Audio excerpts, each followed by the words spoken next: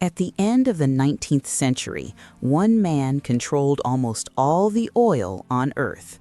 John D. Rockefeller didn't just dominate the oil industry, he was the oil industry.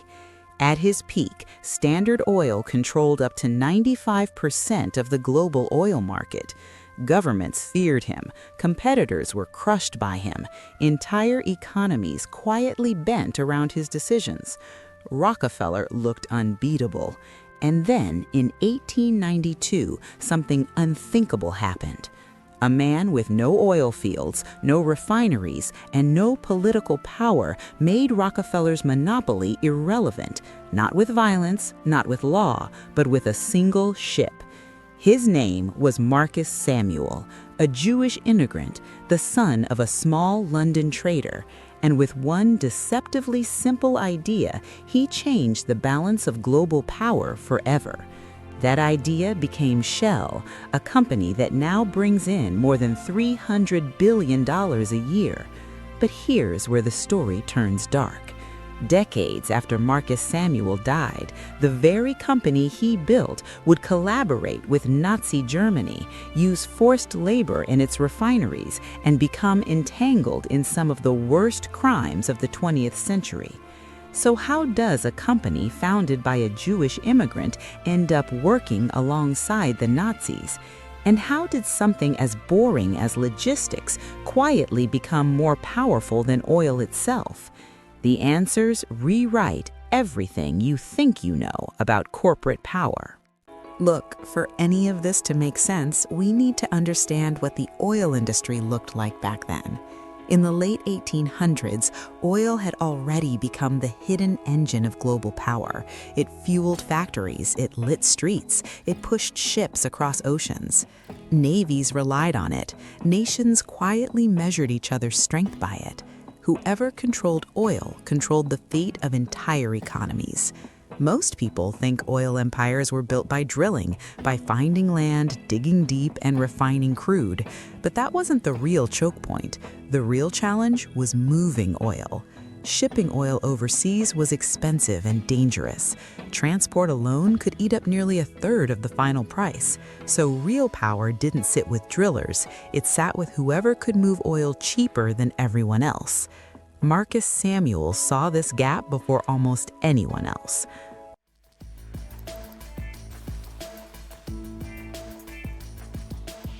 By the way, if you haven't already, consider subscribing to the channel. It really helps me out. And check out my newsletter for early access to these videos. As I was saying, Samuel understood that transport, not drilling, was the true bottleneck. He became one of the first pioneers of global oil shipping, rethinking how oil moved across the world. He helped push oil tankers into everyday use, creating the backbone of the modern oil shipping industry. And it worked.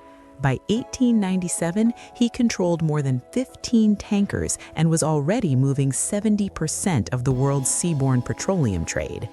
Shell made Marcus Samuel enormously wealthy, and that wealth translated into political power.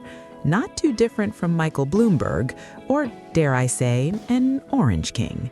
Samuel served as Lord Mayor of London and was later elevated to the peerage as Viscount Bairstead, a title reserved for men seen as pillars of the British establishment. But while his life ended in success, the company he built would later enter one of its darkest chapters. In the 1930s and 40s, parts of Royal Dutch Shell became deeply involved with Nazi Germany. Many historians argue this involvement indirectly contributed to millions of deaths. During World War II, forced laborers were used inside oil refineries and petrochemical plants owned and operated by Shell. Most were civilians taken from Eastern Europe and the Netherlands. They were sent to facilities run by Shell's German and Austrian subsidiaries, Renania and Shell Austria. Life inside these sites followed a brutal rhythm: long shifts, constant surveillance, SS guards overseeing daily operations. Workers lived in cramped, filthy barracks. Food was scarce. Movement was forbidden. They received no wages, no protection, no relief from suffering. Shell's involvement went even deeper. The company helped establish Deutsche Gasoline, created to give the Nazi regime tighter control over fuel supplies for civilians and the military. Worse still, Shell shared control of the company with IG Farben, the same corporation behind Zyklon B, the gas used in concentration camps. This is where corporate power becomes indistinguishable from atrocity. Businesses often justify actions in the name of survival and profit, but Shell's wartime role shows how industrial power can be just as deadly as any battlefield. And the irony is horrifying. Marcus Samuel came from an Iraqi Jewish immigrant family. He was far removed from wealth or privilege. His early life was shaped by necessity and ambition. He took over his father's modest import-export business, trading everything from textiles to oriental seashells, the detail that would later inspire the name Shell. Samuel's ambitions quickly grew beyond the family trade. He began exporting kerosene. At the time, shipping oil was a nightmare. Crude oil was packed into wooden barrels. They leaked. They were expensive. They took time to fill. Railroads weren't much better. Refineries produced inconsistent quantities, forcing trains to stop repeatedly to fill a single load. Every inefficiency pushed prices higher. Samuel understood the real problem. Crack transport costs, and you win. But he also knew Rockefeller could crush competitors head-on. So Samuel didn't fight Rockefeller on Rockefeller's terms. Instead, he spread his operations across multiple markets, scaling quietly while staying out of the monopoly's direct line of fire. His weapon was innovation. Samuel commissioned bulk kerosene tankers, ships unlike anything the world had ever seen. Oil moved by the ton, not in leaky barrels. This slashed packaging costs, increased volume, and lowered prices. Economies of scale did the rest. Then came the real opportunity. The Suez Canal, opened in 1869, cut 4,000 miles off the route to Asia. But most oil companies were banned from using it due to safety fears. Samuel saw what others didn't.